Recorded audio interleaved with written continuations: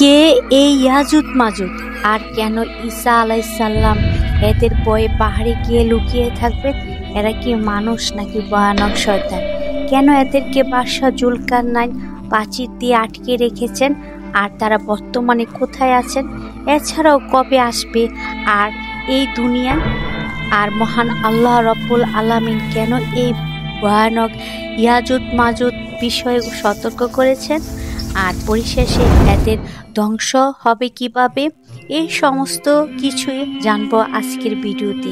পৃথিবীর বুকে এমন একটি বিশাল মজবুত প্রাচীর আছে যা কিনা দিনের পর দিন ভেঙে ফেলা হচ্ছে, কিন্তু রাতের আধারে সেটি আবারও অলৌকিকভাবে মেরামত হয়ে যায়।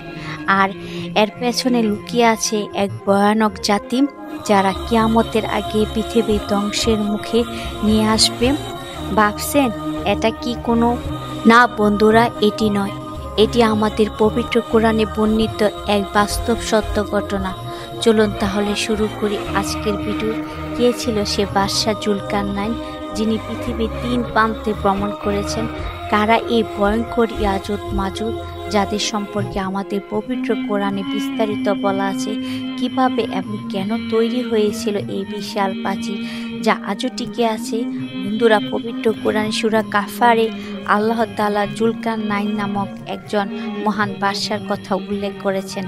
তিনি ছিলেন একজন পরাক্রমশালী ন্যায়পরায়ণ শাসক যাকে আল্লাহ পূর্ব থেকে পশ্চিম পর্যন্ত সাম্রাজ্য পরিচালনার ক্ষমতা দিয়েছিলেন। অনেকে মনে করেন তিনি গ্রিক বীর আলেকজান্ডার দ্য গ্রেট, আবার কারো মধ্যে তিনি পারস্য সম্রাট সাইরাস দ্য গ্রেট। তবে সবচেয়ে বিশুদ্ধ মত হলো তিনি ছিলেন একজন মুমিন ও আল্লাহ ভীরু শাসক যিনি আল্লাহর নির্দেশে পৃথিবীর ন্যায় বিচার প্রতিষ্ঠা করতেন।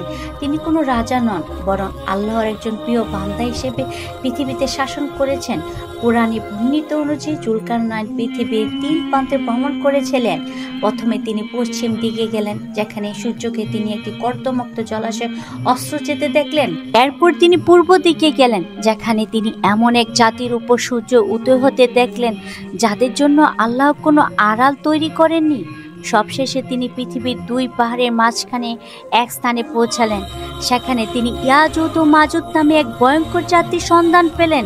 এই ইয়াজুদ ও মাজুদ ছিলেন মানব জাতির একটি অংশ, কিন্তু তাদের স্বভাব ছিল হিংস্র ও বর্বর।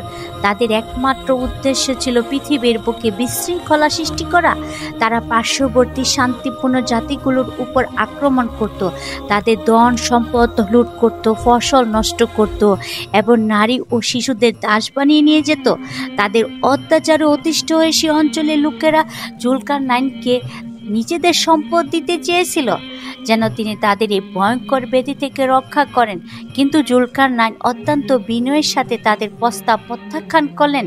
তিনি বললেন, আমার প্রতিপালক আমাকে যে ক্ষমতা ও সম্পদ দিয়েছেন তা তোমাদের দেওয়ার সব কিছুর থেকে উত্তম। তোমরা আমাকে শারীরিক শক্তি দিয়ে সাহায্য করো, আমি তোমাদের এবং তাদের মাঝে একটি শক্তিশালী প্রাচীর গড়ে দেব। এরপর জুলকারনাইনের নির্দেশে শুরু হলো এক ঐতিহাসিক এবং অসাধারণ কাজ। তিনি 2টি বিশাল পাহাড়ের মাঝখানে প্রাচীর নির্মাণের কাজ শুরু করলেন। তিনি লোকেদের বললেন, তোমরা আমার কাছে লোহার পাত এনে দাও।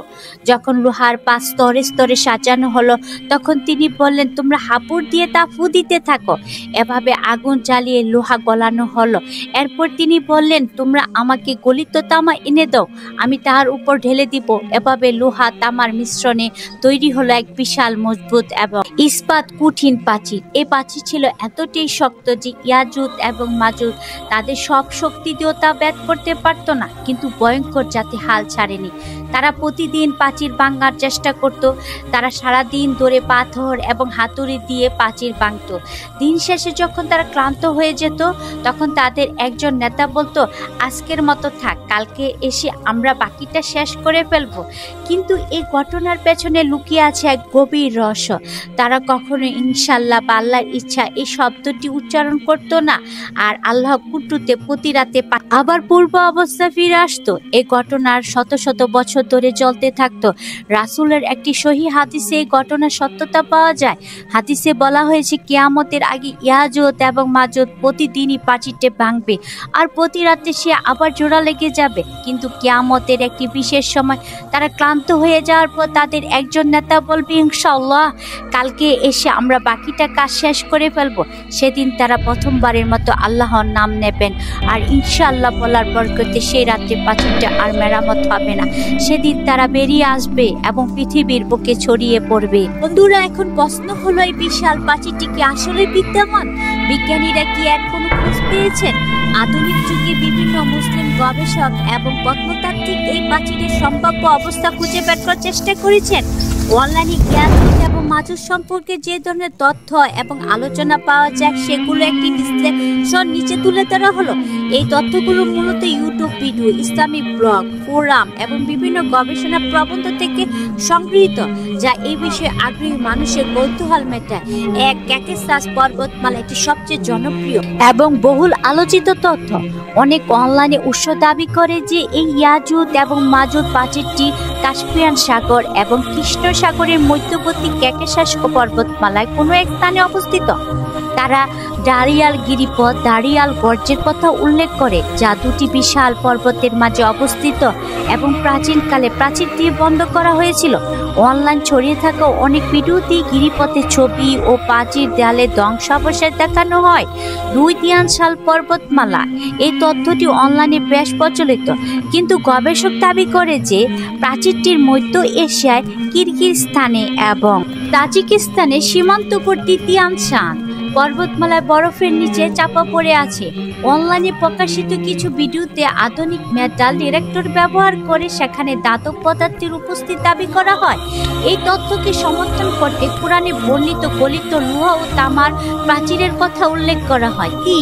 চীনের মহাপ্রাচীর, যদিও বেশিরভাগ স্কলার এই তথ্যকে সমর্থন করে না, তবু অনলাইনে কিছু জায়গায় চীনের মহাপ্রাচীরকে ইয়াজুজ এবং মাজুজের প্রাচীর হিসেবে উল্লেখ করা হয়। তবে এর দুর্বল দিক হলো চীনের প্রাচীরটি পাথর ও ইট দিয়ে তৈরি, যা কোরআনের বিবরণের সঙ্গে মেলে না। যদিও এই সকল আবিষ্কার এখনো বিতর্কের ঊর্ধ্বে নয়, এটি আমাদের এই বিশ্বাসকে আরো দৃঢ় করে যে কোরআনের প্রতিটি কথা সত্য। বন্ধুরা, অনলাইনে আরেকটি বহুল আলোচিত তথ্য হলো ইয়াজুজ এবং মাজুজ কোনো শারীরিক জাতি নয়, বরং তারা একটি প্রতীকী সত্তা। এই তথ্যকে অনুযায়ী ইয়াজুজ ও মাজুজ বলতে এমন একটি পরাশক্তি বা আধুনিক যুগের কিছু জাতিকে বোঝানো হয় যা পৃথিবীতে বিশৃঙ্খলা, দুর্নীতি এবং ধ্বংসের কারণ। এই তথ্য অনুযায়ী জুলকারনাইনের প্রাচীর কোনো বাস্তব প্রাচীর নয়, বরং একটি প্রতীকী আধ্যাত্মিক বাধা যা বিশ্লেষণে আটকে রেখেছে। যদিও এই ব্যাখ্যাটি ন্যূন দ্বারা ইসলামিক স্কলারদের মধ্যে প্রচলিত নয়, কিন্তু অনলাইনে এটি বেশ জনপ্রিয়। বন্ধুরা, অনলাইনে ইয়াজুজ এবং মাজুজ সম্পর্কে অসংখ্য তথ্য এবং বিতর্কে পাওয়া যায়। এগুলো আমাদের কৌতূহল মেটায় ঠিকই, কিন্তু তাদের প্রকৃত অবস্থান সম্পর্কে আল্লাহ তাআলা সবচেয়ে ভালো জানেন। বন্ধুরা, রাসূলুল্লাহ সাল্লাল্লাহু আলাইহি সাল্লাম একাধিক হাদিসে ইয়াজুজ এবং মাজুজের বেরিয়ে আসার পর পৃথিবীতে কি ঘটবে তার বর্ণনা দেওয়া হয়েছে। এই তথ্যগুলো মূলত হাদিস এবং ইসলামিক স্কলারদের ব্যাখ্যার উপর ভিত্তি করে তৈরি করা হয়েছে। যখন ইয়াজুজ এবং মাজুজ প্রাচীর ভেঙে পৃথিবীতে বেরিয়ে আসবে, তখন তাদের সংখ্যা হবে অগণিত, তাদের হিংসতা, বর্বরতা হবে সীমাহীন। পৃথিবীর বুকে নেমে আসবে এক ভয়াবহ ধ্বংসলীলা। হাদিস অনুযায়ী ইয়াজুজ এবং মাজুজ প্রথম দলটি যখন পৃথিবীতে ছড়িয়ে পড়বে, তখন তারা সিরিয়ায় বোরহাইয়া নামক এক বিশাল লেকের কাছে এসে এর সমস্ত পানি পান করে ফেলবে। এরপর তাদের পরের দল যখন সেখানে পৌঁছাবে, তখন তারা পূর্বের এক সময় পানি এখানে ছিল। এর মাধ্যমে বোঝা যায় যে তাদের পানির চাহিদা হবে ব্যাপক এবং তারা পৃথিবীর সমস্ত মিষ্টি পানি পান করে শুকিয়ে ফেলবে। ফলে পৃথিবীতে তীব্র পানির অভাব দেখা দিবে, যা ব্যাপক দুর্ভিক্ষ বিপর্যয়ের কারণ হবে। তারা পৃথিবীতে ছড়িয়ে পড়ার পর তাদের সামনে যে মানুষই পাবে তাদের হত্যা করবে। রাসূল সাল্লাল্লাহু আলাইহি সাল্লাম একটি হাদিসে বলেছেন, তারা বলবে যে তারা পৃথিবীর সমস্ত মানুষ হত্যা করে ফেলেছে। এরপর তারা আকাশের দিকে তীর ছুঁড়ে মারবে এবং বলবে, আকাশের অধিবাসীদেরও আমরা হত্যা করেছি। যদিও তাদের এই কথাটি হবে অহংকারপূর্ণ, কিন্তু তাদের ধ্বংসের ইচ্ছা হবে চরম। তাদের এই ধ্বংসযজ্ঞ পক্ষ থেকে কেবল মুমিনরা ছাড়া আর কেউই রক্ষা পাবে না।